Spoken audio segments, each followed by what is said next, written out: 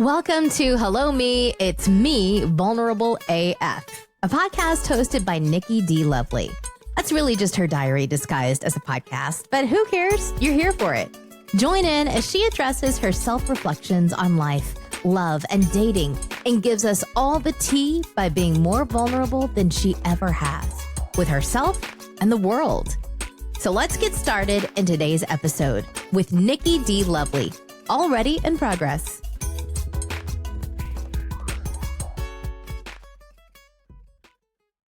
Hold on. Hello and welcome to another episode of Hello Me. It's me, Vulnerable as F.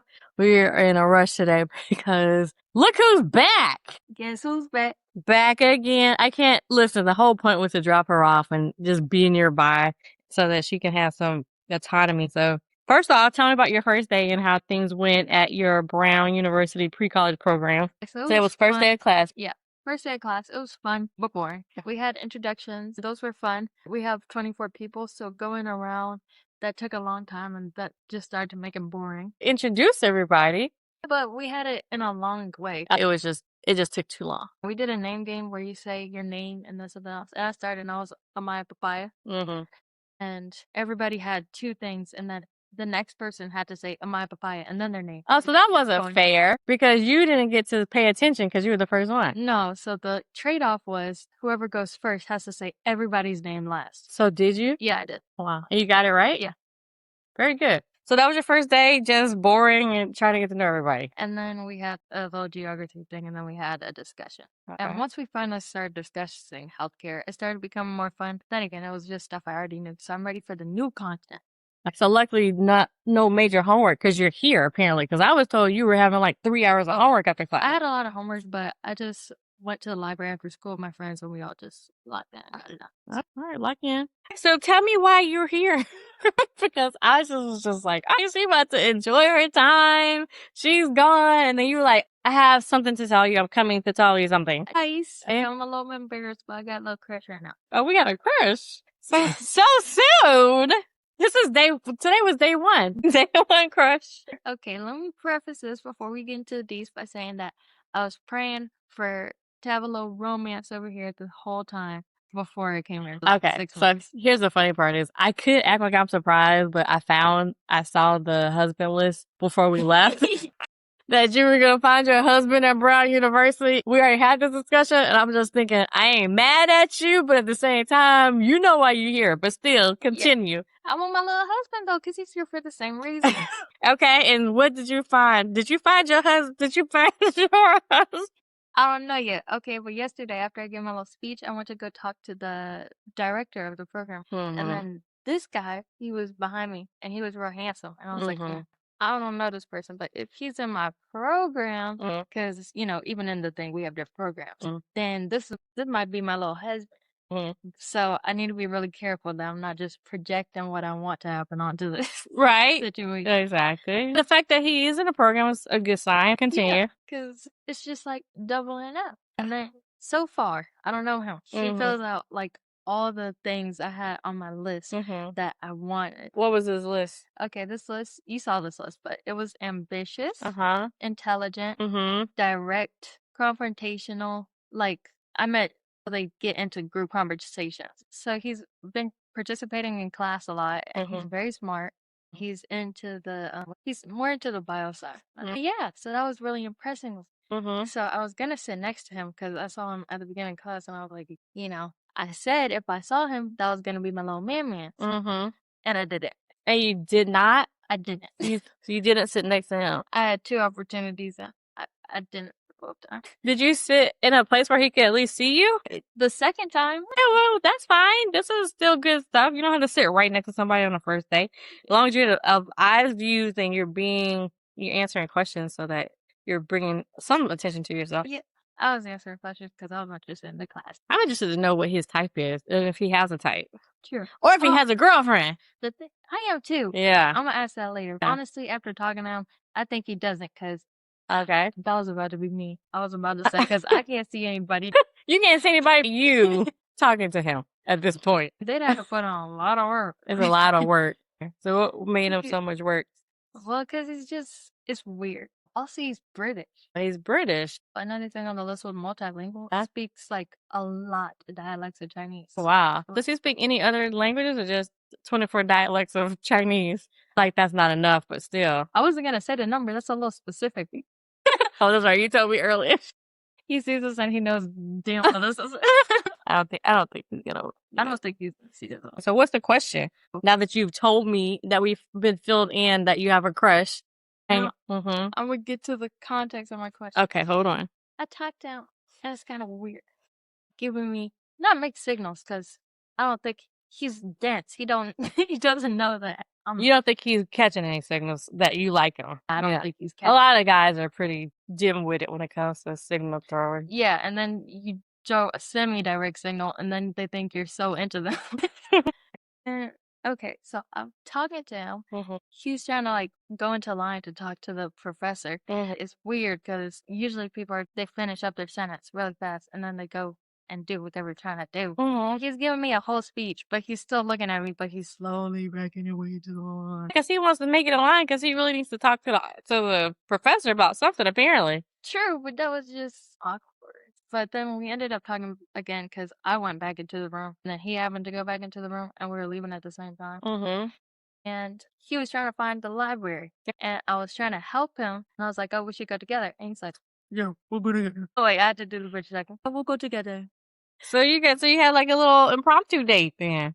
Yeah. A little walking. He was like being in high school where you guys walked together to the library. We were walking together and he was talking a lot because I was asking him questions. I'm about to say, he was talking a lot, but no, you're making him ask questions. Yeah. If you weren't asking him questions, do you think it would have been silent? And did you give him room to ask you questions? Maybe you were filling the space. Maybe you should allow yourself some time to like just let the space. Some people fill in the space themselves. Maybe next time you should try to let him fill the space in. That may be your problem, but go ahead. And then we get to the library. It turns out he's going to the library to hang out with his friends. Sir, didn't you know that this was a date, even though I didn't tell you it was a date? There was no signs that it was a date. Exactly. This is a date. A lot of times, this was a library walk date.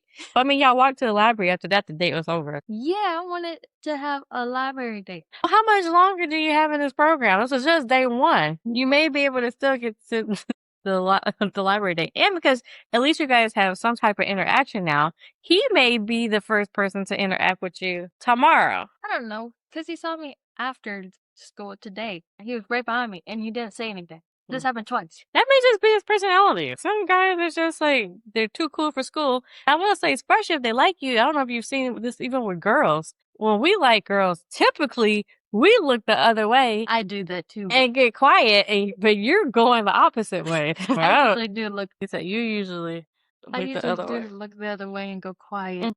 But, just make small talk. Yeah. But I realized I only have 2 weeks. I either get this or I go.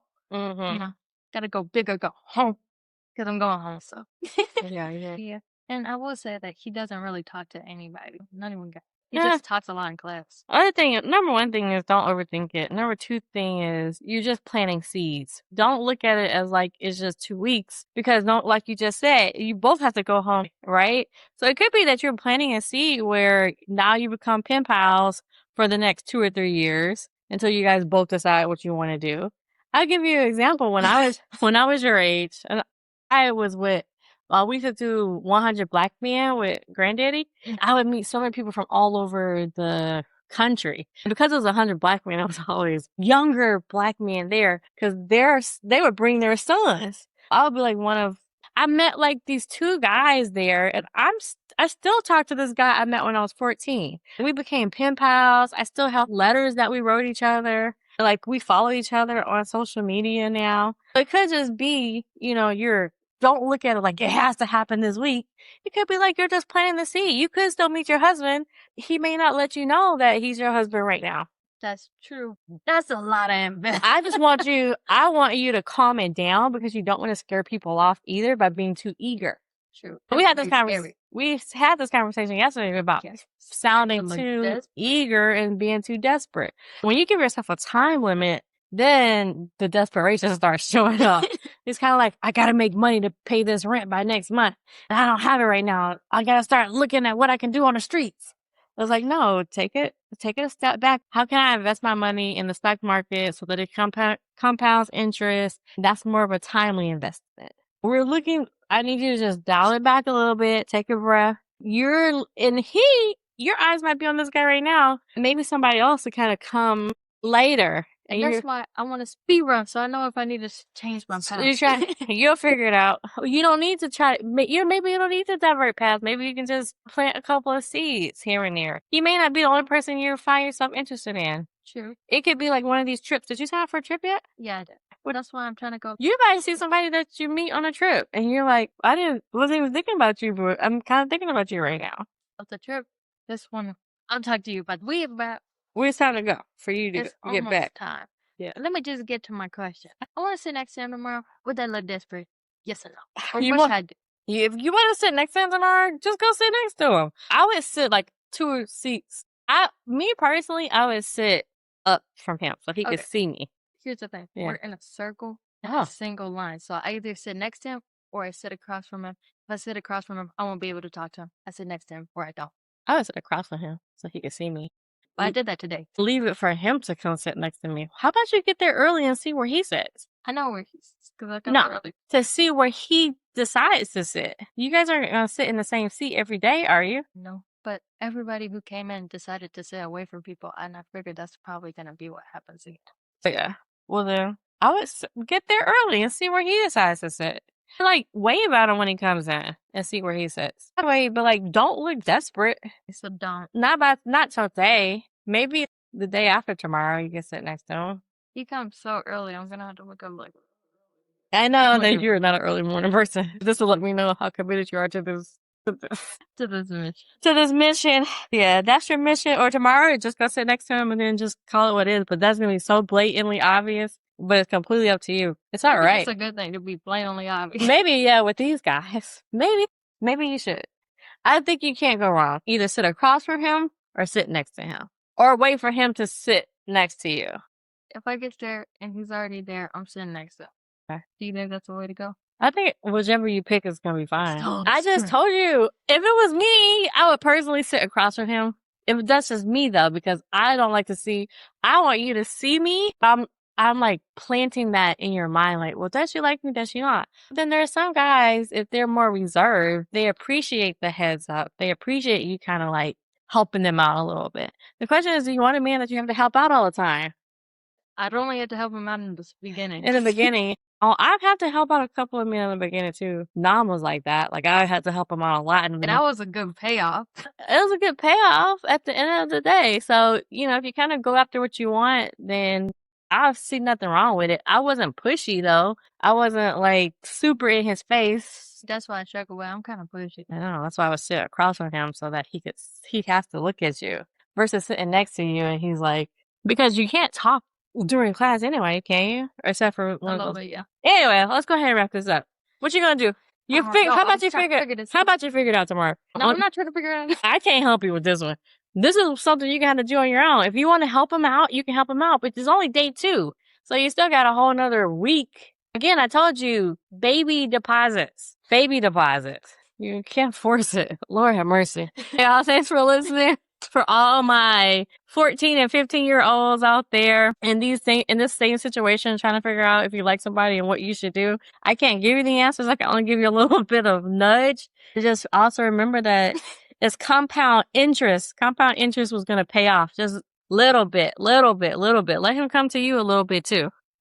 That's the only advice I can give you. You don't want to look too desperate. All right. On that note, bye. Thank you so much for joining me for another episode of Hello Me, It's Me with Nikki D. Lovely. Just remember, you can't change who you were yesterday, but you can always learn and grow to become a better version of yourself today. So make sure you do the mental work today for the future you tomorrow, and I will see you next week. And in the meantime, make sure that you check me out on my Instagram at Nikki D. Lovely. You can also find me at nikkidlovely.com and check out my book, No F Boys Allowed. Just a little shameless plug. But either way, I will see you guys next time, and thanks again.